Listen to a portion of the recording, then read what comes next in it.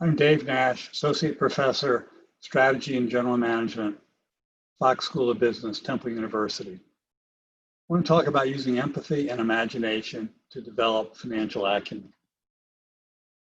The challenge I want to talk about today is developing that in professionals who are non-financial professionals, good at what they do, limited amount of financial experience, needing to work outside their comfort zone. And the empathy solution is really about creating a non-threatening environment to create interest, relevance, and then allowing imagination and application to demystify and build internalization. Let me set up the example. The Philadelphia Free Library made a substantive investment in a business resource and innovation center. They wanted to staff that with librarians to help people develop businesses and develop businesses that were sustainable and reinvestable. Librarians, although very well educated, were not business people. They didn't have business experience, and in some cases were a little intimidated by it. They were all chosen by the management. They were not volunteers, and they were sourced from all 54 locations as well as the main library. We were retained to develop a curriculum to provide sufficient education that they could provide a consultative service to their clients when they came in and do more than just pointing them to the library resources, but really helping them figure out how to develop a business and use the resources they had available. As I mentioned, the librarians were tolerant, but not necessarily enthusiastic about this opportunity they had been given. When it came to the finance part of it, they were somewhere between tolerant and hostile. And about a third of the program dealt with economics and building a sustainable, financially sustainable business. So it was a challenging audience from that perspective. And the idea was, let's make this relevant and let's make it useful and let's help this group figure out a way to internalize it so they can help their clients. So we started with, since it's all about building a business that's reinvestable, and we all know ourselves, how investable are we? And we asked each of them to think about that, and we provided 3 frameworks to work with. One, how investable are you from the standpoint of what you generate every month in terms of either money you can reinvest savings or money you lose every month. And we started with they asked them to look at how much they bring in from their paycheck and how much they get from other sources of income, mainly tutoring for this group. What are their fixed costs like mortgage and student loans and utilities, et cetera? What are their discretionary costs and how much do they have left every month?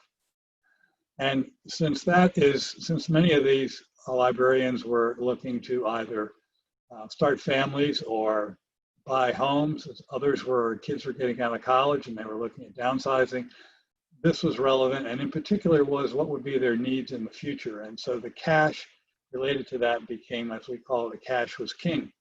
And looking at what do they need, what's their cash position? Are they generating it or are they using it today, or will they be generating or using it in the future?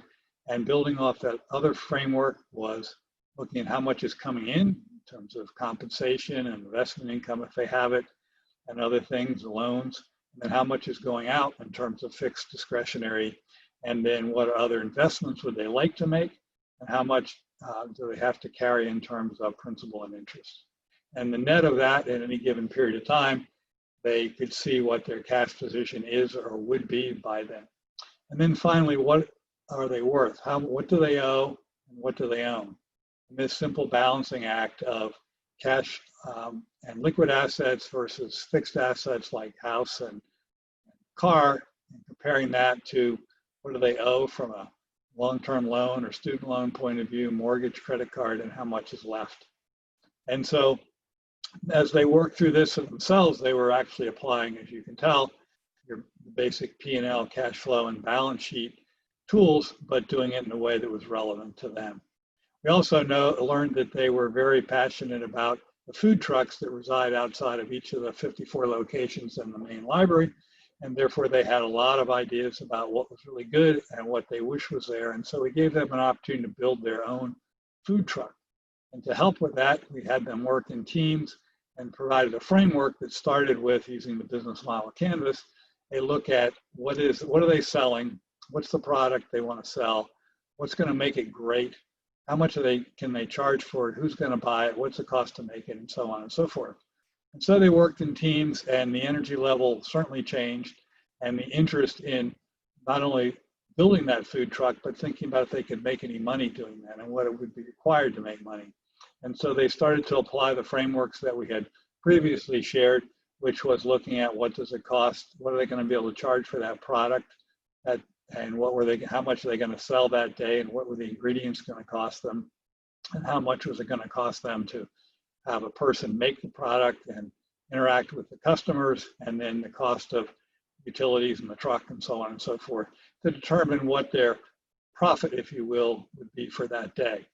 They all wanted to grow those businesses, so then similar to what they had thought about for their own personal situation was they would need to look at what kind of additional investments they'd have to make in ingredients and in other equipment. And so they looked at how much cash would they be generating and how much cash would they need, how much cash they would get from their operation, how much they would need to make investments, and how much they would either need to get from financing. So they would either be able to identify how much they needed to finance or how much they'd be generating to pay off debts.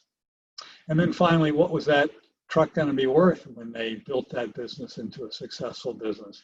Looking at what kind of cash and inventory and receivables they might have and what kind of fixed assets, comparing that to the debt they had acquired, people, how much they owed other people in terms of accounts payable, and what was the net value of all that, what was the equity, what was the net worth of that.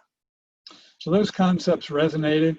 They were really applying very important tools, but they weren't getting, and they were able to figure out why they were useful for them to build a successful food truck business.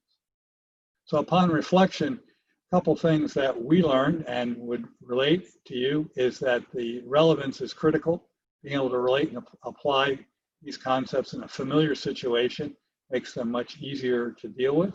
Second, creating a safe environment that doesn't challenge somebody's out of expertise zone, make them nervous, make them upset. Pick an area of interest, ideally with passion. Food was certainly that in this case. Create within that need for building that business, then that created the need for them to know something. And once they wanted to know it, then the interest in learning it changed dramatically. The attitude, the hostility went away. And we were able to illustrate how to think about it and apply it within the context of building that successful food truck business. And they were able to work it, iterate it, apply it, and really internalize those concepts.